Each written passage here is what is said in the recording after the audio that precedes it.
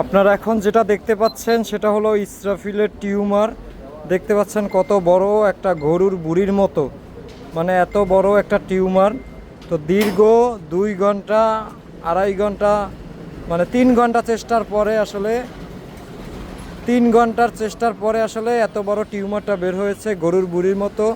সবাই দোয়া করবেন ইসরাফিলের জন্য। ইসরাফিলকে এখন লাইফ সাপোর্টে নেওয়া হবে, ঠিক আছে, প্রাথমিক লাইফ সাপোর্টে নেওয়া হবে। এখন পর্যন্ত অচেতন অবস্থায় আছে, এখনও কিছু বলা যাচ্ছে না। তো ওর জন্য জ্ঞান ফিরে আসে, সবাই দোয়া করবেন, ঠিক আছে।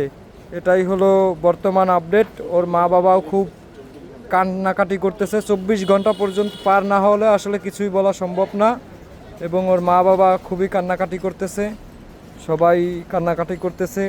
আসলে বলার বাইরে, ইসরাফিলের একটা আত্মীয় স্বজন হাসপাতালে আসতে পারলো না চিকিৎসার জন্য, মানে অপারেশনের সময়ও। তো যখন 50,000 টাকা লাগতো চিকিৎসার জন্য তখন কেউ পাশে দাঁড়াইলো না।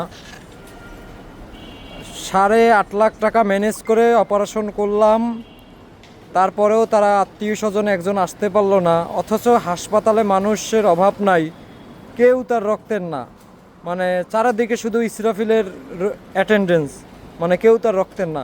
সবাই দোয়া করবেন ইসরাফিলের জন্য, ওর জন্য আল্লাহ সুস্থভাবে ফিরিয়ে দেয় আমাদের মাঝে। আল্লাহ হাফেজ। পরবর্তী আপডেট আপনাদের জানাবো মধ্যরাতে অথবা শেষ রাতে।